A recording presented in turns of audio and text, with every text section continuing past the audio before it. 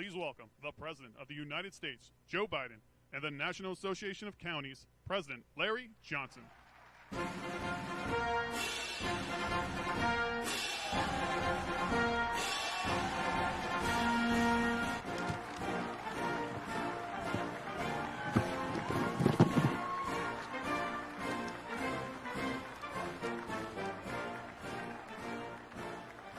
Wow. Let's give it up for our 46th President of the United States, Joe Biden.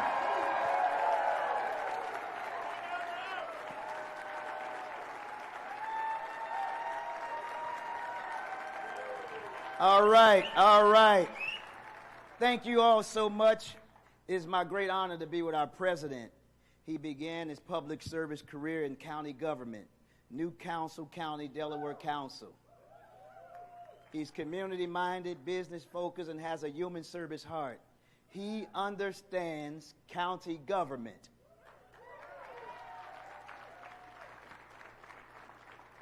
He went to bat for us for the historic investments of counties for the American Rescue Plan. Additionally, he was with us every step of the way for the bipartisan infrastructure plan, $1.2 trillion. Roads, bridges, trails, sidewalk, sewer. He understands counties at the very grassroots level. Thank you, President Biden. We are grateful for such a strong partner in the White House. It is my distinct honor to introduce to all of you our friend, the 46th President of these United States, Joe Biden. Thank you.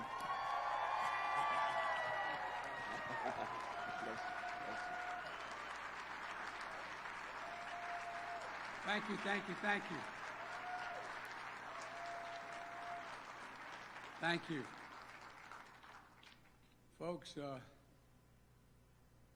my name is Joe Biden, and I used to be a county councilman.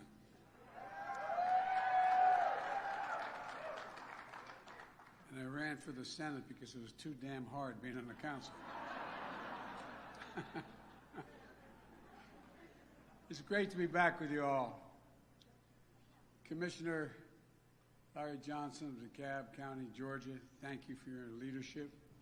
I also want to thank all the folks working so hard here in the Washington Hilton to make this conference possible. Thank you all very much. And you want to know how seriously I take the role you play on the front lines in this country, just look at who I asked to come with you. You said you wanted to know what's going on. I sent you the whole damn administration.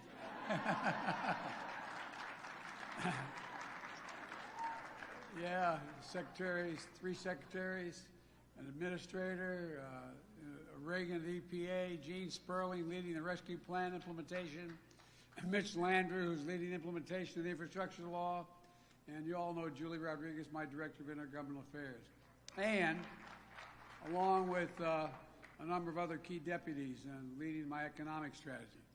Look, I want to recognize my home county executive, Matt Myers, so I can go back home. Matt, thank you. Thank you. Matt's doing one heck of a job, and I'm sure he's told you the story I heard at my time in the county council.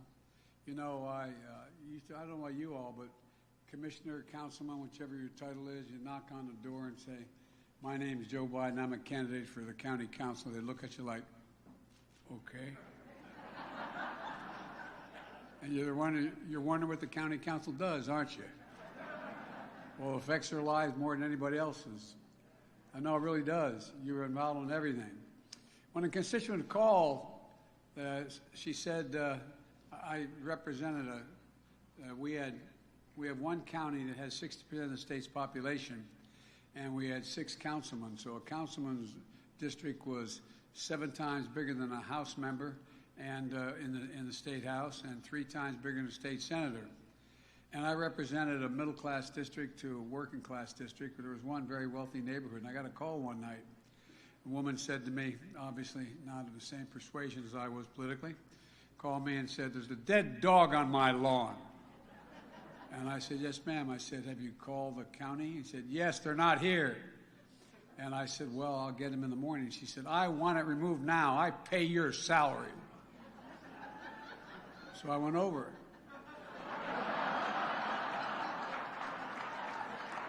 I picked it up. She said, I want it out of my front yard. I put it on her doorstep. But I've got much better since then. So know from personal experience how hard the job you have is. People having a phone are not afraid to use that phone. I used to give out my phone number. Can't do that anymore. They don't even allow me to have a phone anymore. But I also know you work often on the basis of what other people, when they've lost faith, they have faith, they lose faith in government. You're there. You represent the front lines of the public service. It's not hyperbole. That's why I was elected. One of the first calls I made was to your board of directors. And I reminded Judge Gary Moore, your past president, that this administration includes the president and vice president, who are both former county officials. And I promise I'll always have you as a partner with us. The partnership was critical when we passed the American Rescue Plan, most significant investment in the country's local governments in American history. And I also inherited a tough situation in 2020, but after an incredibly difficult year, local and state governments have added 448,000 new jobs in 2021, the strongest growth in 20 years. And you know, it's amazing what you all do. I really mean it. I'm not being solicitous. After a year disruption for our kids, we were able to add education jobs in 2021, more than any other year on record. You got county law enforcement officers, first responders back in the job, so ambulance could arrive on time, communities could be kept safe. And the big reason why America's recovery has led the world is because of all of you. And why my first year in office, more jobs were created than ever any time in American history, 6.6 million jobs. And you. And folks, look, we had the strongest economic growth in nearly 40 years, 5.7% increase in the GDP. The unemployment rate dropped more than any time, any year in American history. Child poverty dropped by 40%, more than any year in American history. And folks, new business applications grew at a faster rate than any year on record. The rescue plan also was the first major relief bill to get directly to counties, because here's what I learned. When I was a county councilman, if you get money for a state, what happens is it goes through the state legislature. And guess what? Well, I wanted to make sure the money goes directly to the counties. Directly to the counties. No, really. We allocated $350 billion to state and local budgets. We made sure that $1 billion of that went straight to the counties and cities. And look, I know how much it matters. It really matters. Giving you the ability, the flexibility, the control to meet both the short-term and long-term challenges you face, which, by the way, and I'm not being critical of state legislatures or others, but people don't know the full responsibility and that you all have, even other elected officials. I'm not being solicitous. It's just true. And by the way, that rescue plan is still delivering. I urge all of you to use the flexibility we built into that law and spend those funds wisely to build a future around working people who make up the communities you run. Put these funds to work to keep people on the job, connect people with better jobs, providing retention bonuses for teachers and bus drivers like Howard County, Maryland did, adding health care centers and training new child care workers like, I hope I pronounced it, Deschutes County, Oregon? Is that pronounce? Where are you, Deschutes County?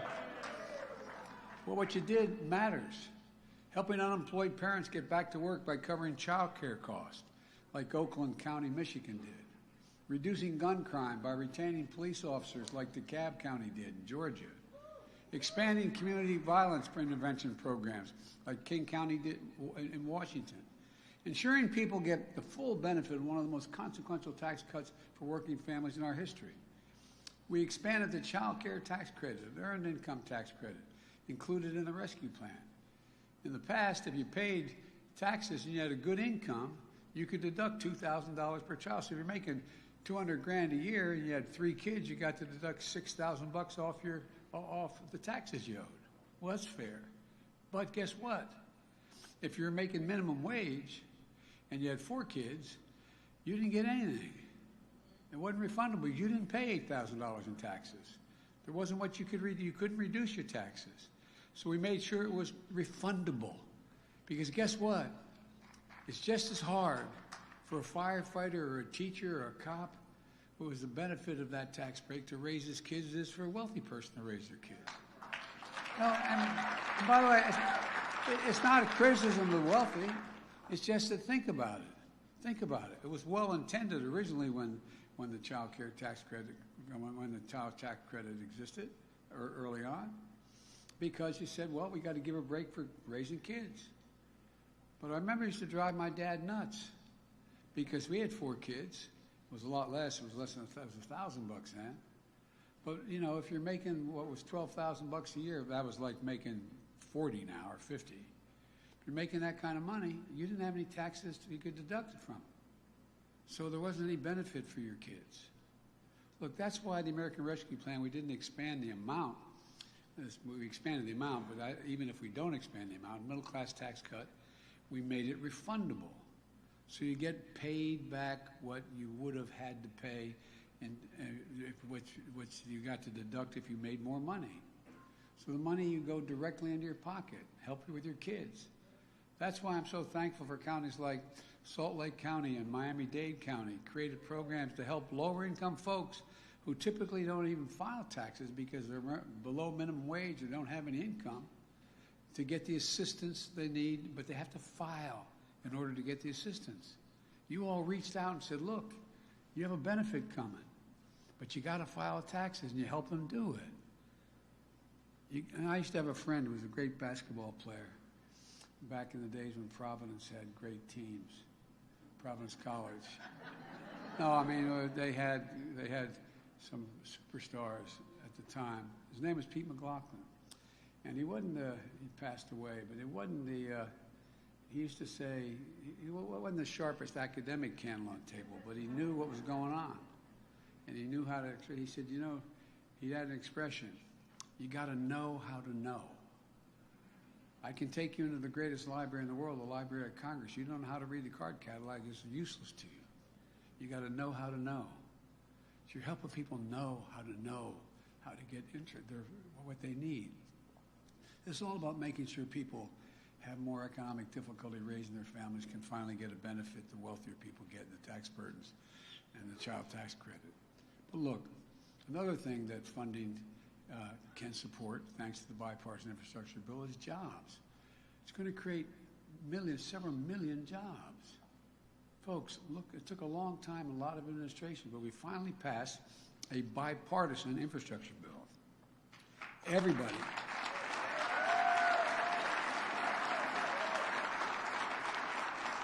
We finally ended Infrastructure Week. We got something done. Everybody knew America was falling behind in infrastructure. After years of dead ends and broken promises, we came together, Democrats and Republicans, and we did something about it. Not only has Infrastructure Week finally arrived, we can look forward to an infrastructure decade. That's what this is for 10 years. Just 92 days after I signed the law, it's already making a tangible difference. We announced billions of funding allocations to put people to work in good-paying jobs, cleaning up rivers in Ohio, chemical plants in Florida, dozens of other sites, bolstering the energy grid with a stronger transmission lines and towers, modernizing bridges like the one I visited in Crafton County up in New Hampshire, where the weight restrictions could force school buses and fire trucks to go 10 miles out of the way to get on the other side of the river. And capping and plugging tens of thousands of orphaned oil wells and gas wells that continue to spew methane, which is deadly for the environment. Creating jobs as good as the folks who dug those wells in the first place with the same salaries. This is only the beginning. Hundreds of billions of new investments are on the way. Now it's time for the counties to get ready. You don't have to wait until the projects start. You can use the resources from the American Rescue Plan now. You're going to need welders, pipe fitters, advanced manufacturers ready to take on those jobs. And it takes training to do those jobs well. And that's why union workers are the best in the world, because they actually get the job done cheaper because they don't waste any time. But you can start,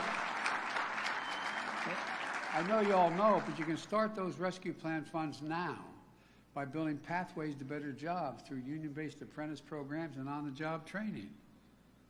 Like, you know, Maricopa County in Arizona, where they're using American Rescue Plan funds to help young workers develop in-demand technical skills. You know what the county's going to need. Community colleges are doing it as well. Boone County, Campbell County, Kenton County, Kentucky, where you're expanding high-speed internet to nearly 100,000 homes and businesses. You know, how many times did you ride by a McDonald's parking lot in the middle of the pandemic and see people out there sitting, the mom and dad, tying into the network so their kids could do their homework remotely? This is the United States of America, for God's sake. Cook County, Illinois, where you're using rescue plan funds to work with Southland Metals Hub, helping workers prepare to take on manufacturing infrastructure jobs and strengthen the supply chains in the heartland.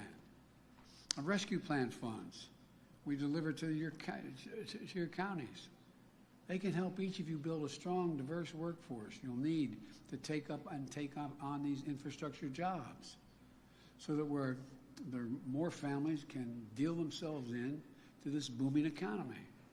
The truth is, we have an incredible opportunity ahead of us. That's not hyperbole. We really do.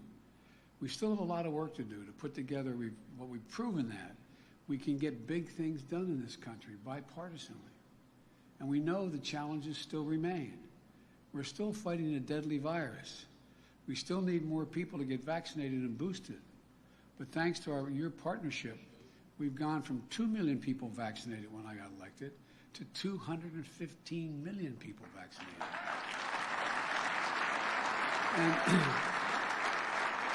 And again, I'm not being solicitous. You've been critical partners since day one on masking, texting, vaccinations, standing strong against misinformation, and sometimes even withstanding shameful personal attacks.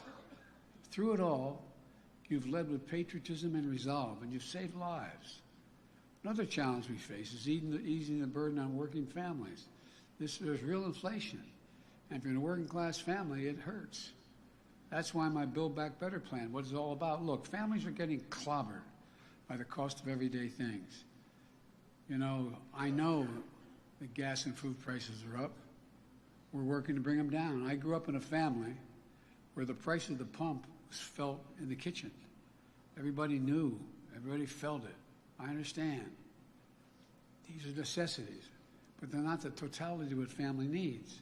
So while we work on supply chains and we work on bringing down the cost of the things that we're talking about have gone up so high, we still have other ways we can reduce the burden on working class families.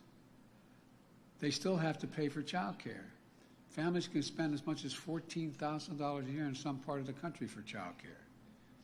My plan, the cost of child care for working families, will cost 7% of your income, no more. And that helps millions of parents, especially women, get back to work. 20 million of them are not working. And by the way, it ends up paying for itself, and they're back to work paying taxes. Look, we still have to pay for prescription drugs. You want to benefit a family, reduce the cost of the prescription drugs they have to pay. In America,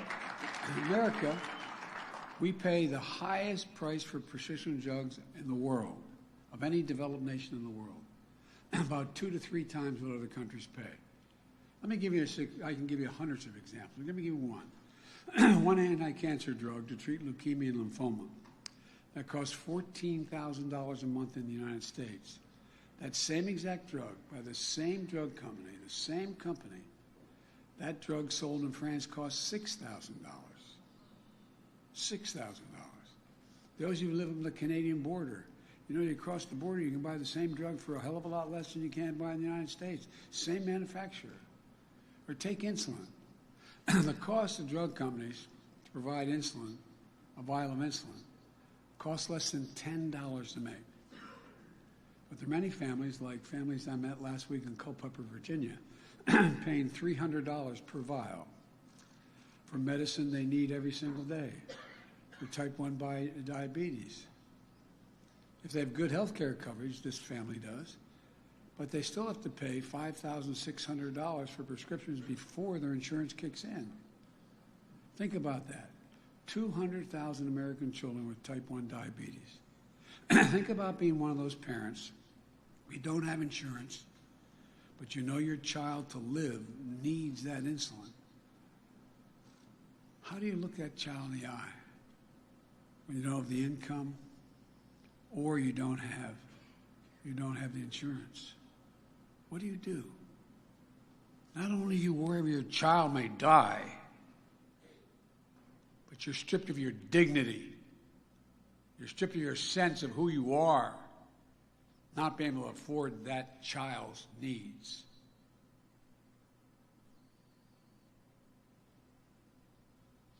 Look, we can cap the cost of insulin at $35 a month. Drug companies will still make money.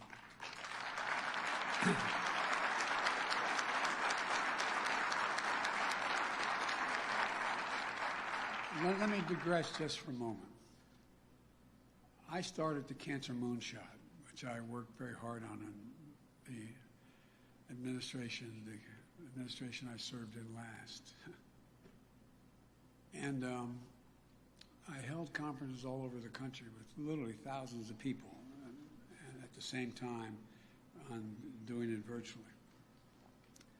And after one of them, I got the 12 largest drug companies in one room, and I said, if you found a cure for a particular cancer, and I named a cancer, I said, what amount of money do you think you should be able to charge for that drug? They said, well, whatever the market will bear. And I said, well, you know, many places like Germany, you can get and make sure you make a profit that's 20 to 30%, even 40% more than your total investment. But once they set the price, that's the only price you can pay to sell that drug. You still make 30, 40% profit after all your expenses you demonstrate. And the other provision is you can't increase the price of that drug beyond the cost of inflation unless you've done additional work on the drug to improve it. Think about where we're going. We're on the verge, thank God, of some significant breakthroughs in healthcare. But should it be based upon what you can afford to pay? If Congress acts, we could take care of things with a stroke of a pen tomorrow. We have a generation of so-called sandwich generation. Many of you are part of it. Trying to take care of your children while take care of your aging mom or dad. We can help make it work. Care for our elderly parents and have someone install a handrail in the shower. Make sure they have steps that they can get up and down. Someone can pick up the prescriptions while you're working. And allow them to continue to live in the dignity of their home. But guess what? That saves a hell of a lot of money. Because the cost of that, and by the way, that's available under Medicare now, except 880,000 people can't get into the program yet. It's a lot cheaper to have mom and dad live at home with the minimal expense than have the public pick up the cost of health care, of housing for the elderly. We can do that and still save money.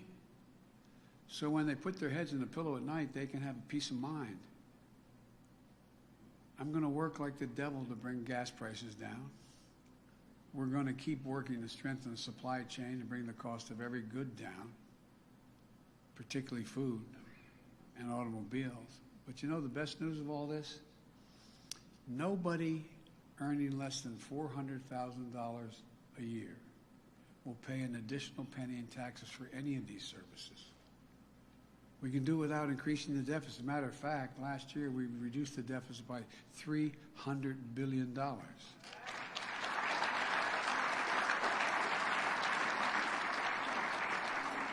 But by passing the elements of the Build Back Better plan, which reduced the burden on families, I got a letter from 17 Nobel laureates came to me to say my plan will ease long-term inflationary pressures. Look, we can tackle these challenges, but only if we keep coming together. The fact is, we can't do it without you. You understand what families are up against.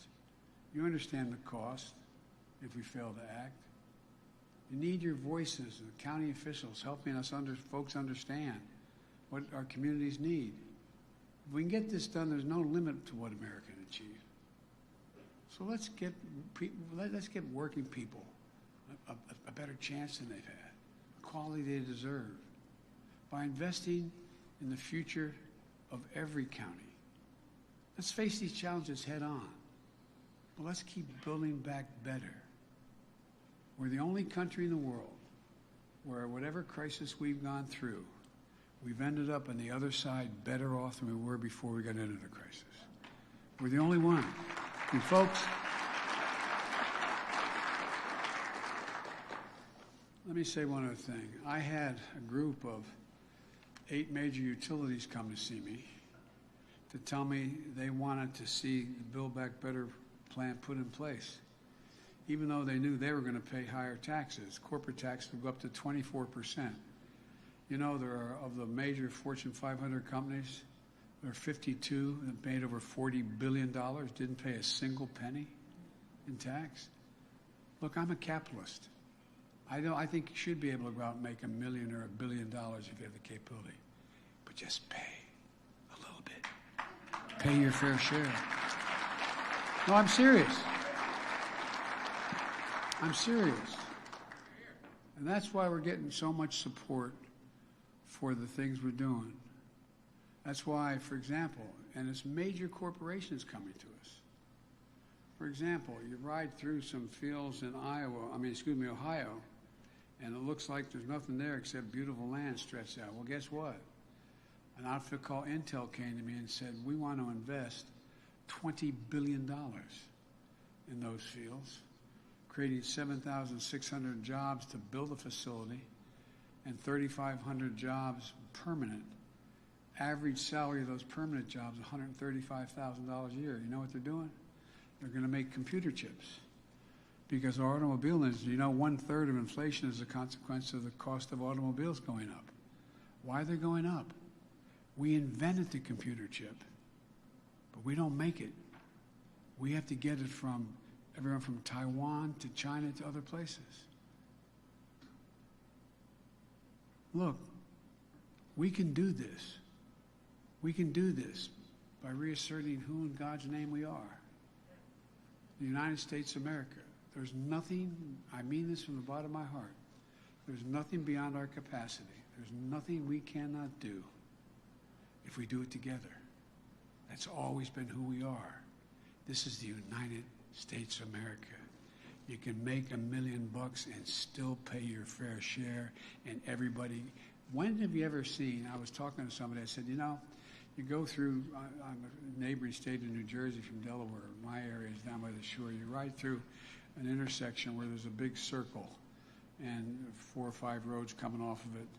And usually in the middle of that circle, there's you can plant trees and flowers and the like. I can tell you the communities, and I said this to somebody, and then they showed me a study that was true. I can tell you whether the community is as renters or owners. When they're owners, that middle circle is beautiful. It's planted. When they're renters, they're not. Doesn't mean there's anything wrong with renting, but it means engaging in the community. Look, folks, when middle-class folks do well, there's never been a time the wealthy don't do very, very well. So, folks, let's stick to the people we need. Thank you for listening to me. May God bless you, and may God protect our troops. Thank you, thank you, thank you.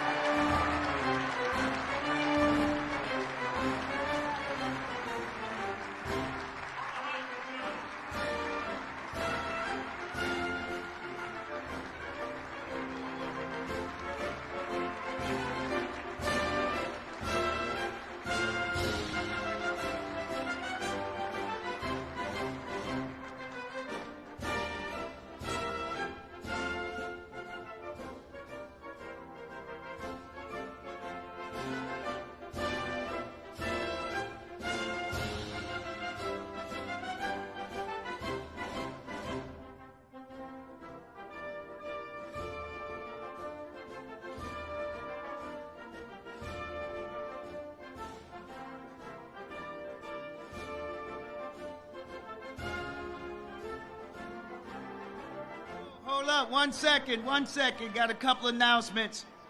Let me have your attention. Let's give it up for our president one more time, our friend. All right. Now you are in for a treat. NACO, you know we've done some dynamic panels. You're going to have at 3 o'clock, the Treasury Department will be at Columbia Rooms 7 and 8. At 3 p.m., you can talk to the people directly about your American Rescue Plan. And then at 7 p.m., we'll be back in this room because we're going to have the president's reception. And you know we know how to get down.